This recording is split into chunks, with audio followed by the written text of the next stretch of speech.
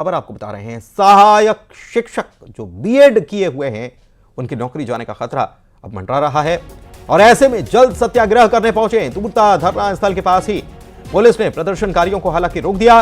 बड़ी संख्या में ये सहायक शिक्षक वहां पर पहुंच गए थे। 12 दिनों से बीएड प्रशिक्षित शिक्षकों का आंदोलन लगातार चल रहा है, लेकिन सरकार ध्यान देने के लिए तैयार नहीं है। इनका कहना है कि सरकार को ध्यान रखना चाहिए, नियम के अनुसार हमको नौकरी मिली थी, लेकिन अब चूंकि डीएड इसके लिए पात्र बताए गए हैं तो बीएड अभ्यर्थी जो हैं नौकरी बचाने के लिए अब आंदोलन करने के लिए मजबूर हैं। शिक्षक सरकार से मांग कर रहे हैं कि इनका समायोजन किया जाए।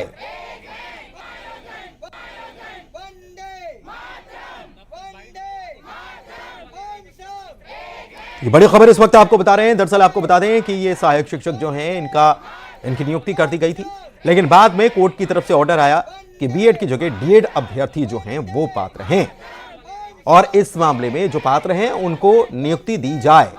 ऐसे में इनको अब यह खतरा सता रहा है कि अब इनका क्या होगा, इनको तो नौकरी से निकाल दिया जाएगा। तो इनकी मांग यह है कि समायोजन किया जाए।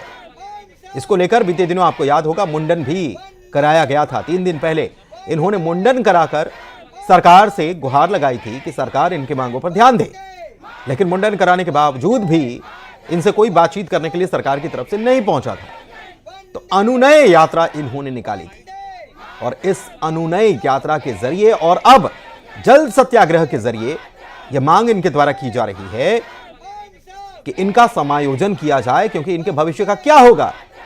सरकार ने पहले नियुक्ति दी और उसके बाद अब चूंकि डीएड अभ्यर्थी पात्र बता दिए गए और कोर्ट की तरफ से 15 दिनों का वक्त इस मामले में दिया गया था कि 15 दिनों में डीएड अभ्यर्थी जो हैं उनको नियुक्ति प्रदान की जाए। तो ऐसे में इनका क्या होगा। समायोजन की मांग को लेकर यहां पर जल सत्याग्रह किया जा रहा है। आकाश शुक्ला हमारे सहयोगी हमारे साथ रायपुर से लाइव जुड़े हुए हैं, ज्यादा जानकारी उन्हीं से लेते हैं, क्या चल रहा है वहां पर। आकाश।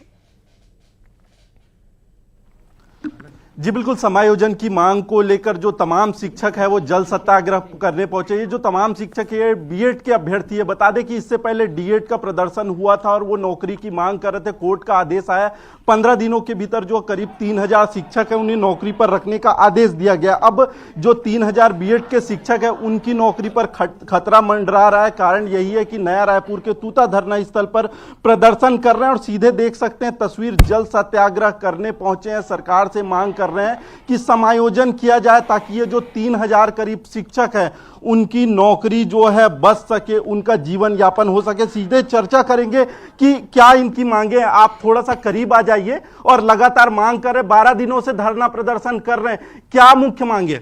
सर मांग यही है, हमारी सेवा सुरक्षा, हमारी कोई गलती नहीं है।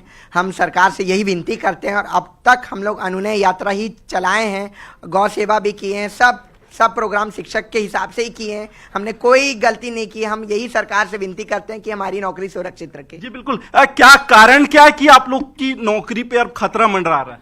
सरकार की मनस्थिति नहीं बन पा रही है सर, इसलिए हमारी नौकरी के ऊपर खतरा है। अन्यथा सरकार के पास बहुत सी ऐसे रास्ते हैं कि वो हमारा समायोजन कर सकती है, हमारी सेवा सुरक्षित कर सकती है। जी बिल्कुल, मंत्रियों से मिलने गए थे, क्या आश्वासन मिला आप लोग को? सर कोई भी कुछ भी नहीं बोल रहा है सर। किसी के पास भी जाओ कोई कुछ भी जवाब नहीं देते सर। वहाँ भी हम लोग कल ओपी चौधरी के आ गए थे, वहां से हम लोगों को खदेड़ दिया गया सर। ऐसा लग रहा था पता नहीं हम लोग कहाँ से आ गए, किसी दूसरे देश के हैं क्या सर। हमें हक नहीं बनता सर। क्या कहा उन्होंने? वो बाहर ही नहीं आए सर, वहां से पुलिस प्रशासन के द्वारा हमें भगा दिया गया सर। जी क्या कारण है, बीच का रास्ता क्यों नहीं निकल पा रहा है? सर बीच का रास्ता तो तब निकलेगा जब सरकार चाहेगी। जहां चाह है वहीं राह है और सरकार के पास राह है। पूर्व एजी ने न्यूज में उनको राह भी बताया और उन्होंने यही राह बताया कि समायोजन किया जाए, लेकिन उनका मुझे लगता है मनोस्थिति ऐसा नहीं है समायोजन का, जिसके कारण हम ये सब कर रहे हैं ताकि सरकार हमारी व्यथा को समझे और हमारा समायोजन कर दे। लगातार प्रदर्शन चल रहा है, क्या लगता है और कब तक प्रदर्शन करने का इरादा है? प्रदर्शन तो तब तक करने का इरादा है जब तक मांग मानी नहीं जाती और सरकार इसलिए नहीं सुन रही क्योंकि इसमें से कोई भी उसका बच्चा नहीं है, एक भी शिक्षक नहीं है। सबसे बड़ी बात बताना चाहूंगा छत्तीसगढ़ वासियों, आपके बच्चों को भी कल नौकरी में लगा के निकाल दिया जाएगा। और दूसरी चीज बोलते हैं कि सरकार बोलती है कि सुप्रीम कोर्ट ने बोल दिया, तो नरेंद्र व्यास सर ने भी तो बोला कि इन शिक्षकों का समायोजन करना चाहिए। आप कोर्ट का क्यों नहीं मान रहे हो? आप, मैं ये बोलना चाहता हूं सर। कोर्ट ने आदेश किया, क्या कोर्ट का आदेश है गलत मान रहे हैं आप लोग? हम न्यायालय का सम्मान करते हैं, हम न्यायालय का आदेश को गलत नहीं माने, लेकिन हम लोग 14 महीने से हमारी क्या गलती है? हम लोग गजट पत्र देखकर हम लोग एग्जाम दिलाए, एग्जाम में मेरिट में आए, तब हम लोग का ज्वाइनिंग हुआ और हमारा ज्वाइनिंग काउंसलिंग बीजेपी सरकार में भी की है, कांग्रेस सरकार ने भी की है। हमको राजनीति के चक्की पे न पीसा जाए, हम शिक्षकों का यही आग्रह है, बार बार अनुनय विनय करते हैं। जी जी, पूरे प्रदेश भर से जो है आप लोग प्रदर्शन करने के लिए पहुंचे हैं, क्या कितने लोग कितनी संख्या में पहुंचे हैं यहाँ पर? पहले तो मैं माननीय नरेंद्र मोदी जी से कहना चाहूंगा कि वो डिजिटल स्कैम को लेकर के हेलो ट्यून बजता है आजकल, है कि नहीं? डिजिटल स्कैम से बचे, वो किसी भी तरह के आपके खाते से पैसा निकाल सकते हैं। एक हेलो ट्यून चलाइए एनसीटी के खिलाफ। क्या आप एनसीटी चला रहे हैं कि चिटफंड कंपनी चला रहे हैं? राजपत्र में भारत के प्रकाशित करते हैं कि बीएड वाले प्राइमरी टीचर बन सकते हैं और आपके नियमों की पलिता उजाड़ दी जाती है वहां पर सुप्रीम कोर्ट में। सिस्टम में कहां खामी आ रही है? सिस्टम में खामी है, जो नेता बैठे हैं उनमें खामी है। ये जो बैठते हैं नेता, वो ऐसे निकम्मे अधिकारियों को एनसीटी में बैठा के रखे हैं जो करोड़ों युवाओं के भविष्य को खराब कर रहे हैं। यहां पर हम लोग बेवकूफ हैं। अगर डॉक्टर का अगर कोई वैकेंसी आएगा तो मैं उसमें डाल दूंगा। शिक्षक की वैकेंसी आई थी, बीएड लिखा था तो मैंने डाला था, फॉर्म भरा था। और विजय शर्मा जी को मैं कहना चाहूंगा, ऑन कैमरा वो राजनीतिकरण ना करे। वो कहते हैं कि कांग्रेस की गलती है।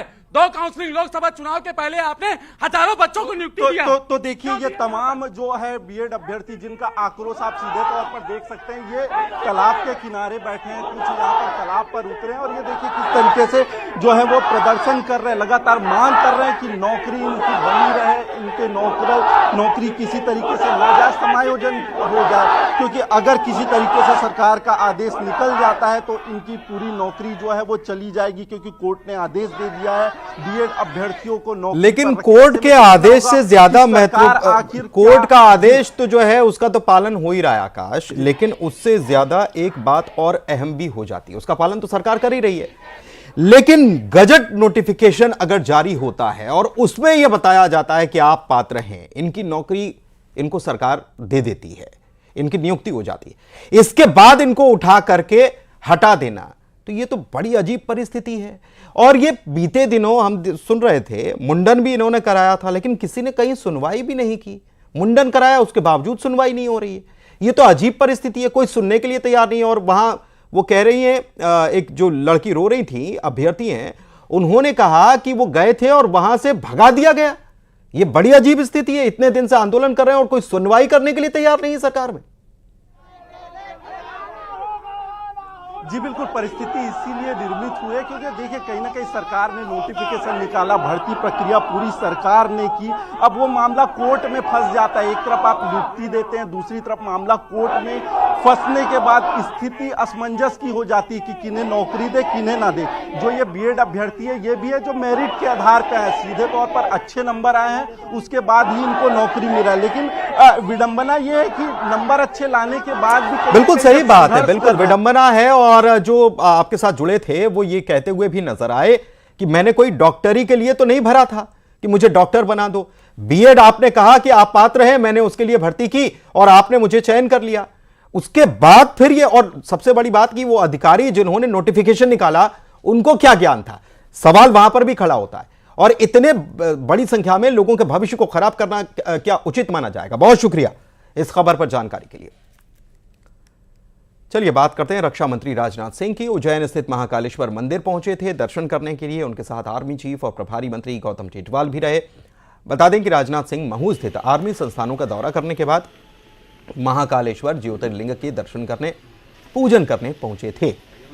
रक्षा मंत्री के उज्जैन दौरे को लेकर पूरे शहर में सुरक्षा के खास इंतजाम थे। मंदिर प्रबंधन की माने तो नए साल के करीब होने की वजह से श्रद्धालुओं की संख्या कई गुना ज्यादा बढ़ जाती है और ऐसे में रक्षा मंत्री के प्रोटोकॉल को भी ध्यान में रखते हुए व्यवस्था की गई। नंदी हॉल में पहले से ही आने वाले भक्तों की संख्या सीमित कर दी गई है।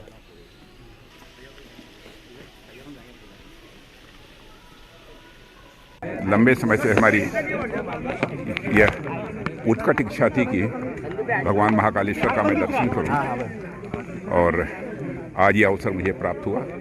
मेरा जीवन धन्य हुआ, यह मानता हूं।